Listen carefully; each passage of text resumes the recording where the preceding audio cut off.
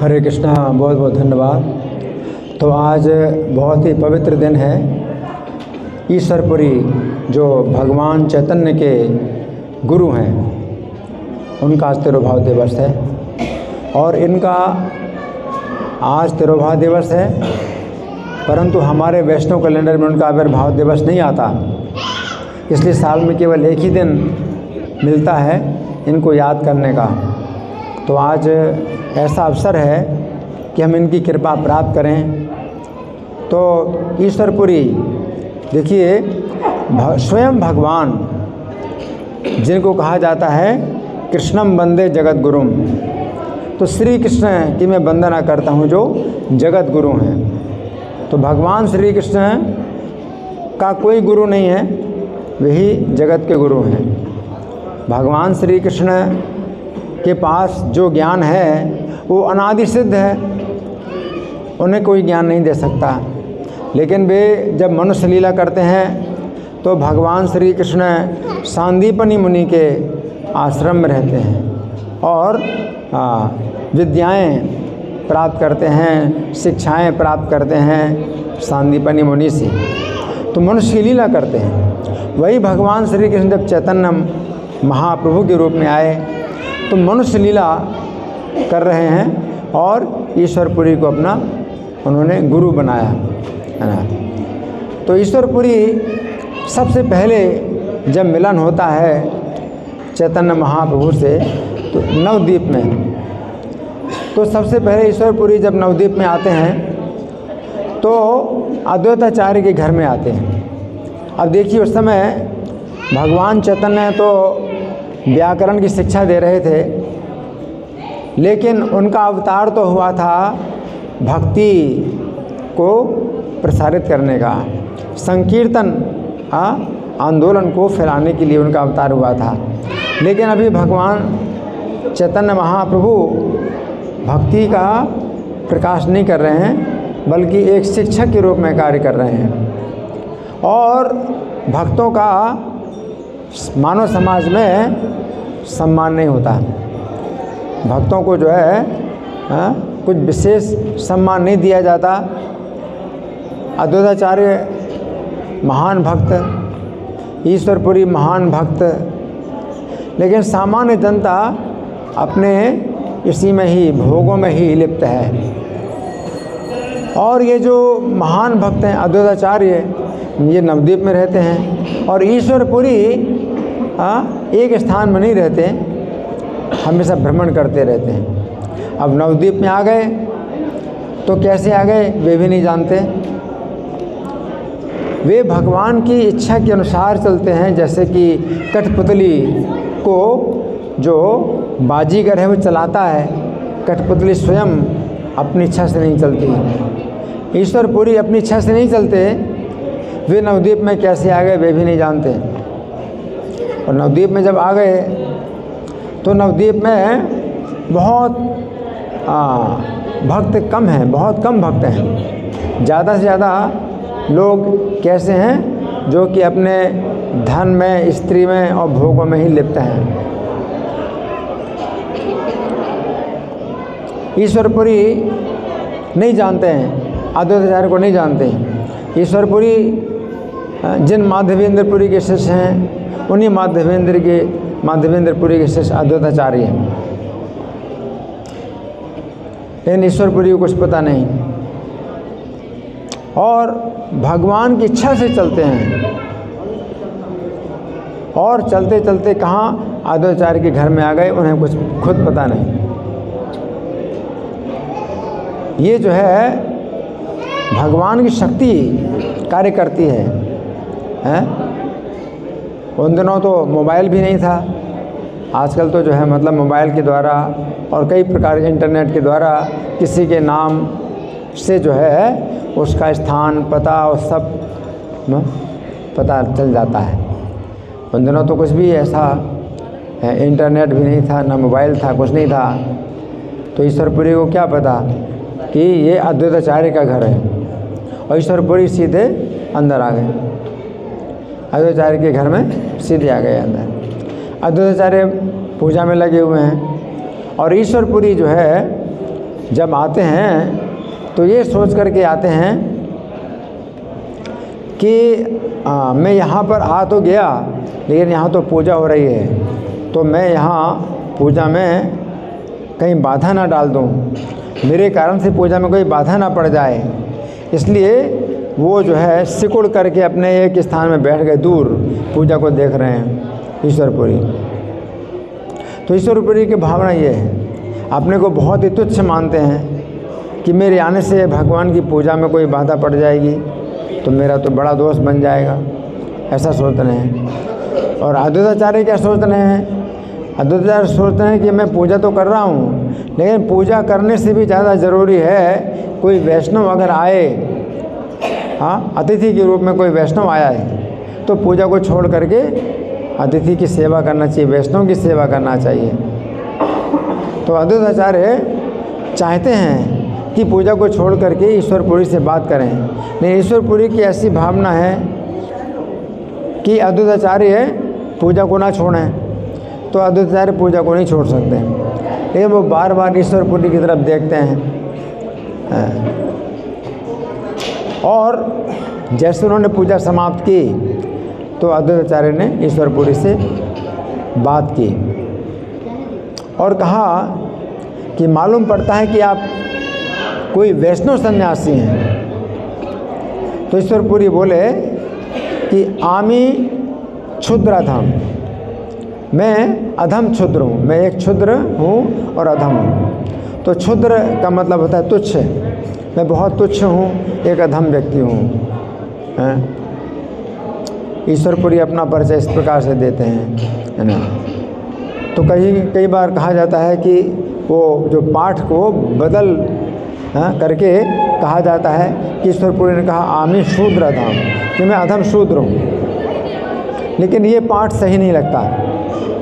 ईश्वरपुरी ने अपने को अधम शूद्र नहीं बताया, क्योंकि अगर वो सन्यासी हैं तो सन्यासी ब्राह्मण से भी ऊपर होता है, तो सन्यासी अपना परिचय शूद्र के रूप में नहीं दे सकता, लेकिन क्षुद्र के रूप में दे सकता है। क्षुद्र का मतलब कि मैं तुच्छ हूँ, मैं सन्यासी जरूर हूँ लेकिन अधम हूँ और क्षुद्र हूँ। तो ये परिचय जब ईश्वरपुरी ने अपना दिया, लेकिन अद्वैताचार्य चूँकि महान भक्त हैं तो उनको जो है ईश्वरपुरी का जो तेज है वो छिपा नहीं रहा। और उनके घर में उस समय मुकुंद पहले से थे, जो कि भजन गाने में और श्लोक पाठ करने में बहुत ही सुरीला कंठ था।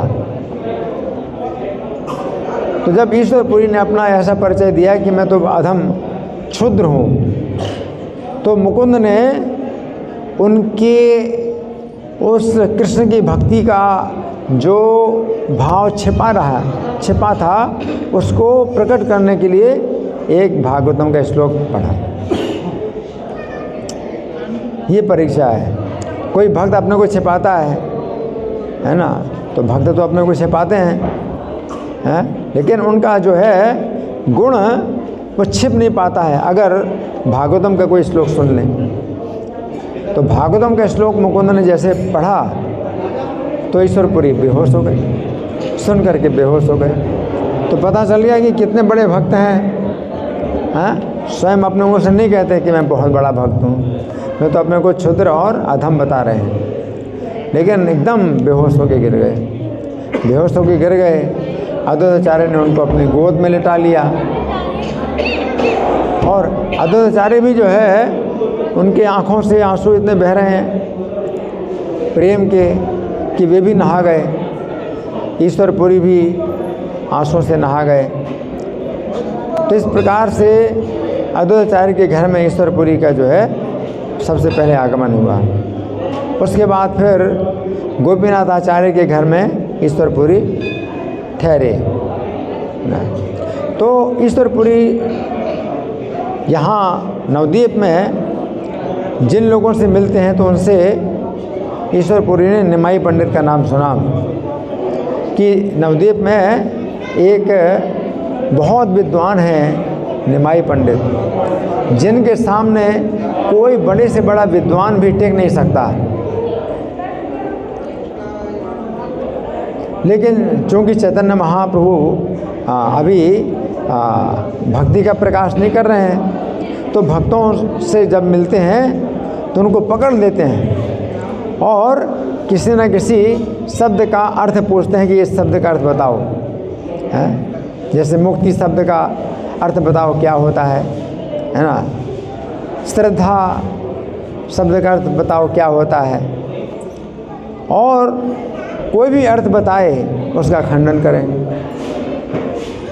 तो जो भक्त लोग हैं वो निमाई पंडित से दूर रहने की कोशिश करते थे। तो ईश्वरपुरी को ही पता चला कि निमाई पंडित जो है बहुत विद्वान है, लेकिन चंचलता बहुत ज़्यादा है उनके, और वे जो है कृष्ण कथा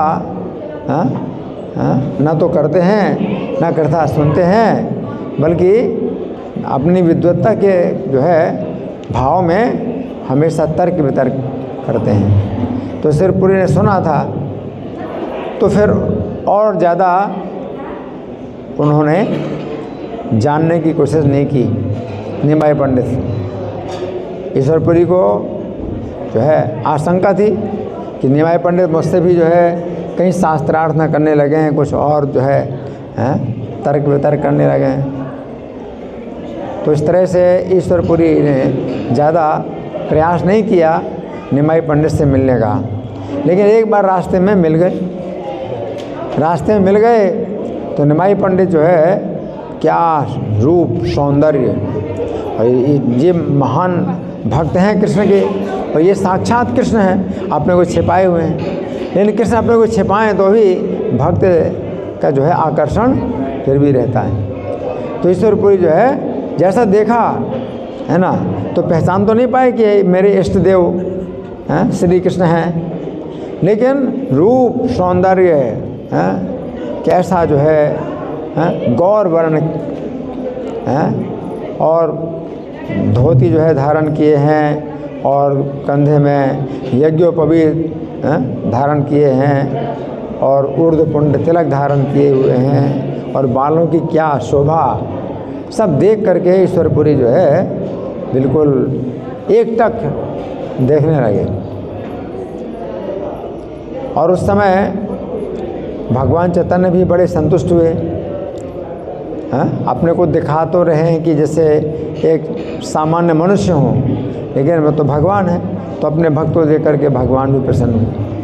और भगवान चैतन्य चूँकि गृहस्थ आश्रम में है, तो एक सन्यासी को देख करके गृहस्थ का क्या कर्तव्य है कि प्रणाम करे।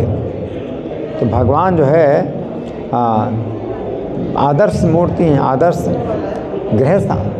गृहस्थ हैं। तो गृहस्थ होने के कारण एक सन्यासी को देख करके उन्होंने नमस्कार किया, प्रणाम किया। और ईश्वरपुरी ने पूछा कि आपका क्या नाम है, आप कहाँ रहते हो, कौन सी पुस्तक पढ़ते हो और पढ़ाते हो। तो सब भगवान के साथ में जो उनके शिष्य लोग थे, उनमें से एक शिष्य ने परिचय दिया कि ये निमाई पंडित हैं। अब जब ईश्वरपुरी ने सुना निमाई पंडित हैं, तो नाम तो पहले से सुना था, है ना, और अब दर्शन करें देख रहे हैं निमाई पंडित को, है ना। तो ईश्वरपुरी कहते हैं अच्छा आप ही हैं निमाई पंडित। तो उनके शिष्यों ने कहा कि हाँ यही निमाई पंडित हैं, है ना। तो फिर ईश्वरपुरी ने प्रश्न किया, है ना, और जो है परिचय मिला। और निमाई पंडित जो है उस समय ईश्वरपुरी से कहते हैं आप मेरे घर में भिक्षा करिए। तो सन्यासी को जो है अगर भिक्षा के लिए कहा जाए तब वो घर में आएगा भोजन करने के लिए। अगर कहें भोजन करो तो भोजन के नाम पर सन्यासी जो है किसी के घर नहीं जाता, भोजन नहीं। तो सन्यासी का जो कार्य है वो भिक्षा मांगना है। रूखा सूखा कुछ मिल जाए तो भिक्षा के नाम पर जो है वो ये सोचते हैं कि हाँ रूखा सूखा मिल जाएगा खा लेंगे। लेकिन फिर कोई गृहस्थ भिक्षा के नाम पर उनको बुलाता है सन्यासी को, और फिर खिलाता खूब बढ़िया बढ़िया जो व्यंजन, तो वो अलग बात है। लेकिन अगर सन्यासी को कहे कि महाराज आइए हमारे घर में 56 प्रकार के जो है भोग हैं, उनको पाइए, तो नहीं है। ब्राह्मण को बुलाओ तो ब्राह्मण खाने के लिए आएगा। ब्राह्मण जो है भोजन के नाम पर आते हैं ब्राह्मण, ये सन्यासी भोजन के नाम पर नहीं आते, भिक्षा के नाम पर आते। भिक्षा है, मेरे घर में रूखा सूखा एक मुट्ठी अन्न है तो आप जो है ग्रहण करो, तो ये कहकर के सन्यासी को बुलाते। फिर खिलाओ, बढ़िया से बढ़िया खिलाओ, अलग बात है। अगर बताओगे तो फिर वो नहीं आएगा। तो ईश्वरपुरी जो है एक आदर्श सन्यासी थी। कुछ रूखा सूखा मिल जाए उसी को खा करके संतुष्ट रहते हैं, है ना। तो भगवान ने क्या कहा, हमारे घर में आपकी भिक्षा है, आ जाओ। तो ले गए अपने घर में, और सची माता घर में थी, तो उन्होंने जो है उनका आदर किया, सम्मान किया, और भगवान को भोग लगा करके और प्रसाद भोजन इनको कराया। और प्रसाद भोजन करके चैतन्य महाप्रभु के घर में जो विष्णु मंदिर था वहाँ पर आकर के बैठ गए और कृष्ण कथा करने लगे। और जब कृष्ण कथा करते हैं ईश्वरपुरी, तो फिर कृष्ण कथा कर नहीं पाते हैं, नेत्रों से आंसू और शरीर में पुलकावली, रोमांच, कंपन। तो ये देख करके चैतन्य महापुरुष संतुष्ट हुए, लेकिन अभी उन्होंने अपना प्रकाश नहीं किया, अपने भक्ति का प्रकाश नहीं किया, है ना। और ईश्वरपुरी गोपीनाथ आचार्य के घर में रहे थे। तो फिर चैतन्य महाप्रभु जब अपना पाठशाला में पढ़ा करके जब अपने घर जाते थे, तो गोपीनाथ आचार्य के घर में ईश्वरपुरी के दर्शन करते थे, और एक मुहूर्त या 2 मुहूर्त उनके साथ में बातचीत करते थे, विचार। लेकिन जैसे निमाई पंडित चंचल थे, दूसरे विद्वानों से जैसे तर्क वितर्क करते थे, ईश्वरपुरी के साथ ऐसा नहीं। ईश्वरपुरी के साथ ऐसा नहीं, हाँ, वो बहुत सम्मान करते थे। तो निमाई पंडित जो है, हाँ, सुना करते थे ईश्वरपुरी से, और ईश्वरपुरी ने कृष्ण भावना, कृष्ण भजनामृत नाम का एक ग्रंथ लिखा था, तो उसको जो है वो पढ़ के सुनाते, और निमाई पंडित सुना करते थे बड़े आदरपूर्वक। और जिस समय ईश्वरपुरी ने कहा कि निमाई पंडित आप तो जो है व्याकरण के बड़े आचार्य हैं, तो मेरी पुस्तक में जो त्रुटियां हो, जो दोष हों, व्याकरण के दोष हों, आप मुझे बताइए। तो निमाई पंडित साक्षात भगवान है, तो बोले, अरे हाँ, विष्णु विष्णु विष्णु ऐसा मत कहिए। एक तो भक्त की रचना, पहली तो कृष्ण कथा, दूसरा भक्ति की रचना। तो कोई अगर ऐसी साहित्य में दोष निकाले तो ये फिर उसी के ऊपर दोष लगता है, तो मैं तो नहीं निकाल सकता। चैतन्य महाप्रभु ने कहा कि भक्त जो है अगर भगवान को गुणगान करता है तो उस गुणगान में चाहे जितनी भी अशुद्धियाँ हों, लेकिन भगवान तो स्वीकार करते हैं। भगवान ही ऐसा देखते हैं कि इसने एक व्याकरण का कुछ गलत प्रयोग कर दिया है, तो भगवान थोड़ी देखते हैं ऐसा, है ना। जैसे कि कोई भक्त है लेकिन मूर्ख है, विद्वान नहीं, मूर्ख है, तो विष्णवे नमः ना बोल करके विष्णाय नमः बोल देते हैं। जैसे कृष्ण को नमस्कार करते हैं तो बोलते कृष्णाय नमः। तो इसी प्रकार से वो मूर्ख होने के कारण वो सोचता है कि विष्णु को नमस्कार है तो विष्णाय नमः बोल देता है, तो जबकि विष्णवे नमः होता है। विष्णु को नमस्कार है विष्णवे नमः, और कृष्ण को नमस्कार है तो कृष्णाय नमः। तो अगर वो जो है विष्णवे नमः ना बोल के विष्णाय नमः बोल देता है, तो भगवान जो है उसका कोई दोष नहीं मानते कि इसने ऐसा प्रयोग क्यों किया, इसको तो विष्णवे नमः बोलना चाहिए। तो निमाई पंडित जो है उनकी उस रचना में किसी प्रकार का दोष निकालने के लिए तैयार नहीं होते। और ईश्वरपुरी कहते हैं ईश्वरपुरी कहते हैं कि नहीं निमाई पंडित, तुम मेरी पुस्तक में जो भी त्रुटियां हो वो बता दो, उसमें तुम्हें कोई दोष नहीं लगेगा। तो जब बहुत कहते हैं तो निमाई पंडित जो है उनकी पुस्तक में एक जो क्रिया है तो वो आत्मनेपदी में प्रयोग किया है। तो निमाई पंडित जो है अपने घर में विचार करते हैं उसके ऊपर, और फिर अगले दिन जब आते हैं तो बताते हैं कि इस यहाँ पर जो आपने परस्मैपदी में प्रयोग किया है ये आत्मनेपदी में, या आपने आत्मनेपदी में प्रयोग किया है, मैं परस्मैपदी में इसका प्रयोग जो है करके लाया हूँ। और ईश्वरपुरी ने फिर विचार किया। फिर अगले दिन ईश्वरपुरी ने कहा कि तो जी प्रभुपाद जी की बहुत बड़ी कृपा प्राप्त है। तो फिर ईश्वरपुरी ने जो है विचार किया। तो फिर निमाई पंडित को बोला कि निमाई पंडित, आपने तो कहा कि ये क्रिया का प्रयोग परस्मैपदी में होना चाहिए और मैंने आत्मनेपदी में लिखा है, लेकिन आत्मनेपदी में जो मैंने किया है कार्य वो सही है। और भगवान जो है देखो इतने मर्यादित हैं कि उनसे फिर बिल्कुल बहस नहीं की और कहा कि हाँ ठीक है, मेरा भ्रम था, आपने जो लिखा वो सही किया।